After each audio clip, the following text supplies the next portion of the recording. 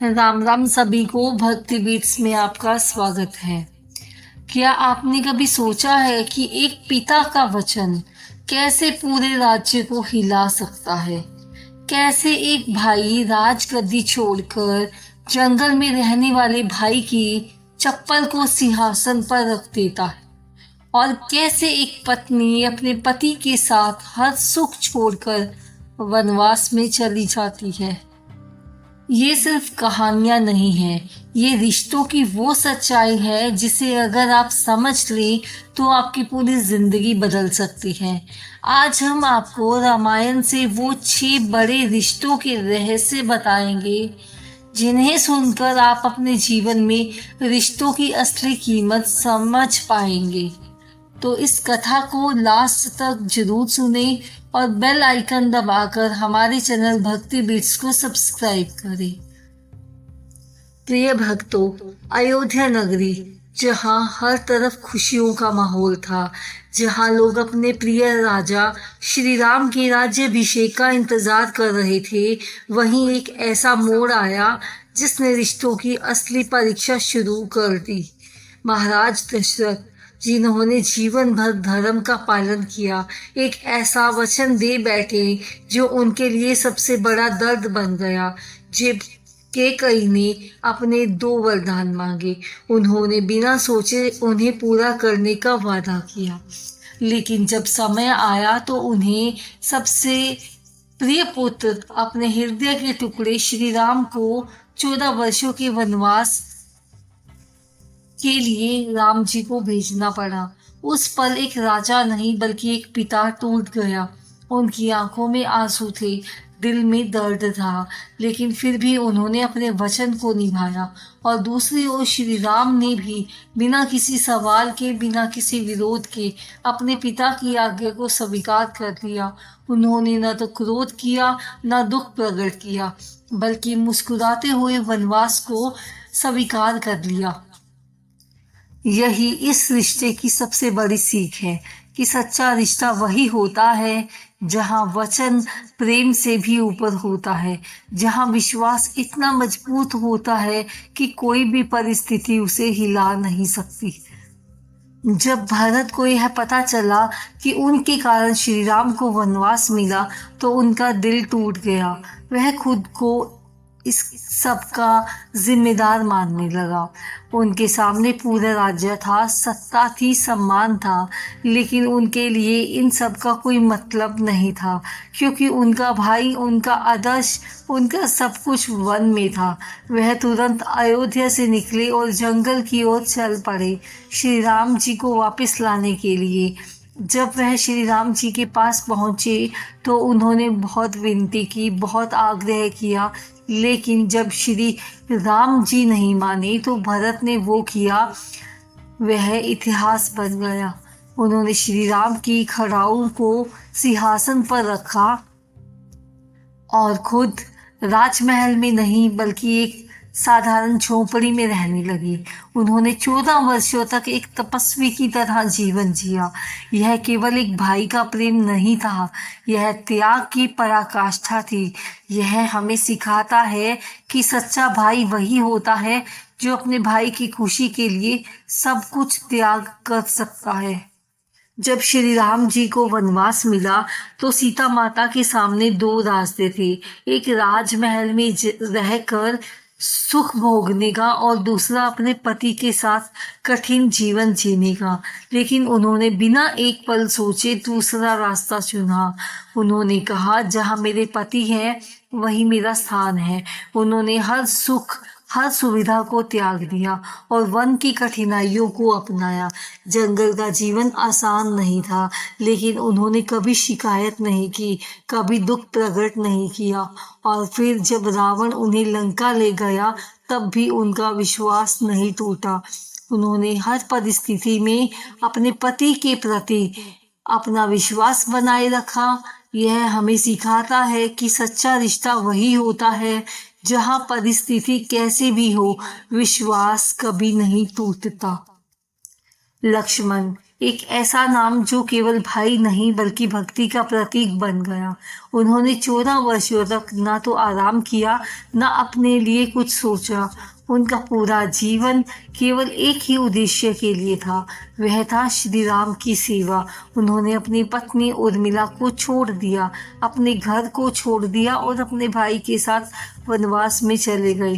कहते हैं उन्होंने 14 वर्षों तक नींद तक का त्याग कर दिया ताकि वह हर पल अपने भाई की रक्षा कर सके। यह केवल एक रिश्ता नहीं था, यह समर्पण की पराकाष्ठा थी।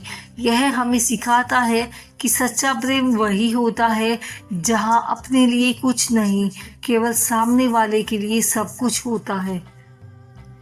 जब श्री राम जी की मुलाकात हनुमान जी और सुग्रीव से हुई तो वहाँ एक नई शुरुआत हुई।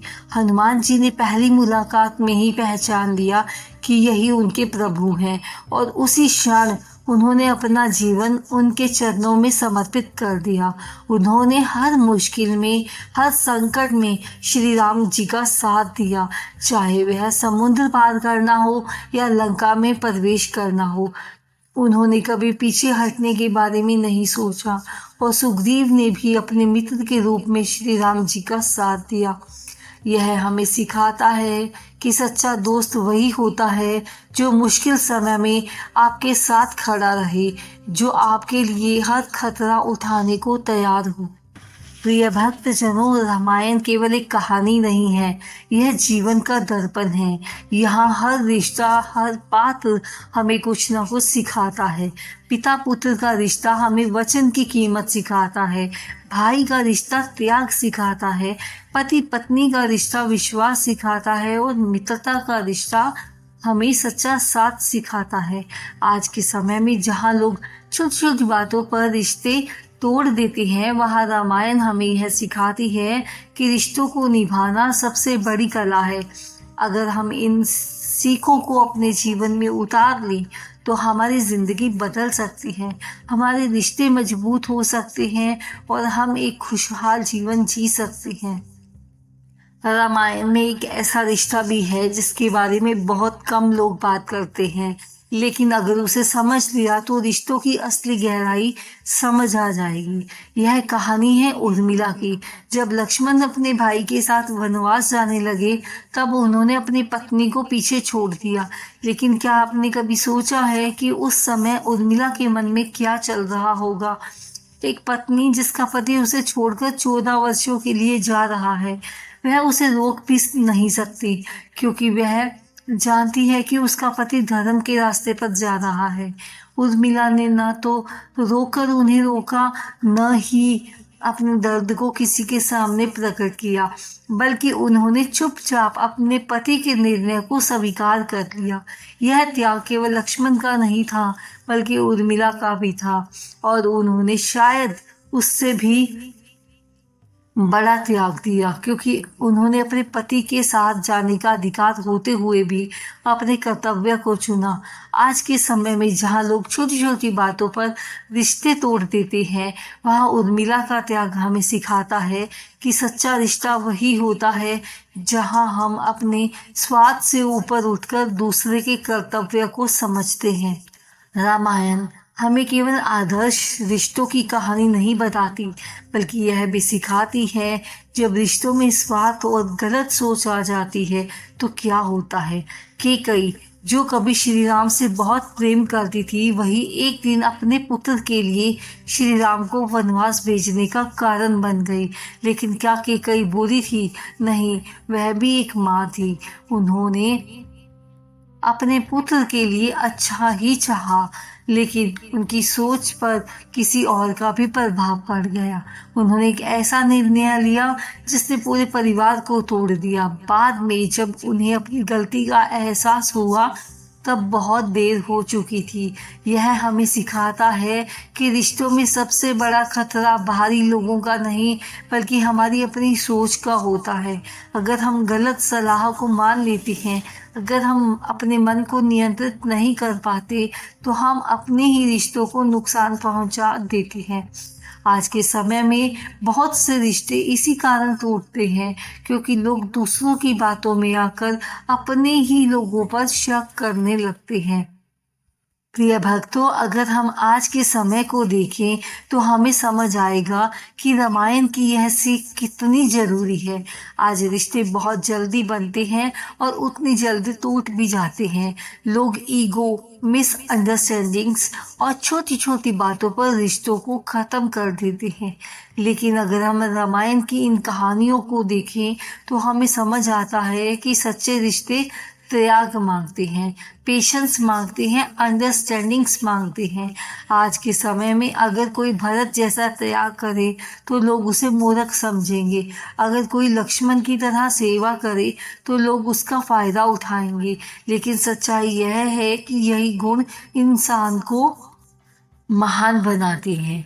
यही गुण रिश्तों को मजबूत बनाते हैं।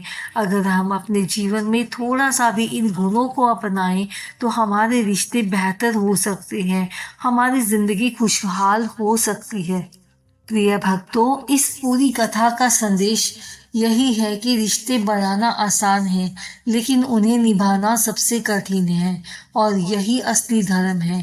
रामायण हमें सिखाती है कि अगर हमें एक खुशहाल जीवन जीना है तो हमें अपने रिश्तों की कदर करनी होगी, हमें अपने ईगो को छोड़ना होगा, हमें समझना होगा कि सामने वाला भी इंसान है, उससे भी गलती हो सकती है।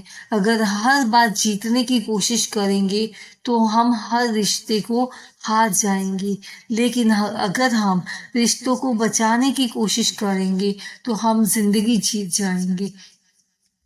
इसीलिए आज से अभी से एक संकल्प लीजिए कि आप अपने रिश्ते को महत्व देंगे, उन्हें समझने और उन्हें निभाने की पूरी कोशिश करेंगे, क्योंकि जब रिश्ते मजबूत होते हैं तभी जिंदगी मजबूत होती है और यही इस पूरी कथा का सबसे बड़ा सत्य है। अगर आपने आज कुछ नया सीखा हो, अगर आपको लगा हो कि रिश्तों की असली कीमत आपने आज समझी है, तो हमारी इस कथा को उन लोगों तक जरूर पहुंचाएं जो रिश्ते निभाने से डरते हैं, ताकि हर कोई इस ज्ञान का लाभ भी उठा सके। वीडियो को लाइक और चैनल को सब्सक्राइब करना ना भूलिए। कमेंट में जय श्री राम जरूर लिखिए और अगर आप चाहते हैं ऐसे ही जीवन बदलने वाली बातें आप तक पहुंचती रहें तो चैनल को जरूर सब्सक्राइब करें, क्योंकि यहाँ सिर्फ कहानियाँ नहीं बल्कि ज़िंदगी जीने का तरीका सिखाया जाता है। मिलते हैं एक और रहस्यमयी कथा के साथ, तब तक के लिए जय श्री राम। धन्यवाद।